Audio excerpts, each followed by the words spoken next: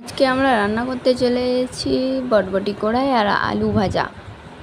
আলুটা যদি সরু সরু করে ভাজির মতো কেটে নেবো, বেশি পাতলা না বেশি মোটা না, তোমরা দেখতেই পাচ্ছ যে কেমন কেটেছি।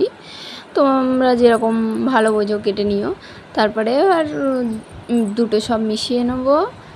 তারপরে এবার কড়া গরম হতে দিয়েছি, গ্যাস চালিয়ে। তারপরে এবার গরম হয়ে গিয়েছে কি দেখছি তেলটা।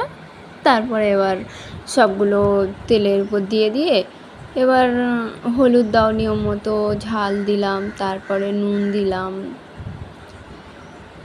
তারপরে নেড়ে চেড়ে এবার ভালো করে নেড়ে নেবো যাতে মশলাটা মিশে যায়, তবে ভালো লাগবে। না হলে কোথাও বেশি মশলা থাকবে, কোথাও কম মশলা থাকবে। তো এই জন্য ভালো করে একদম মিশিয়ে নিচ্ছি। মিশিয়ে নেওয়ার পরে এবার চাপা দিয়ে রেখে দেবো যাতে সিদ্ধ হয়ে যায়, কাঁচা যাতে না থাকে। এবার খুলে 5 মিনিট পরে খুলে দেখলাম যে হাফ সিদ্ধ মতো হয়ে এসেছে। এবার আরেকবার নেড়ে দেবো। এরকম 5 মিনিট অন্তর অন্তর নেড়ে দিতে হবে। তারপরে বেশিক্ষণ লাগবে না, ভাজিটা হয়ে আসবে। এবার দেখো, তোমরা দেখতেই পাচ্ছ লাল লাল হয়ে গিয়েছে, ভাজা হয়ে গিয়েছে। এবার তুলে নেব আমি।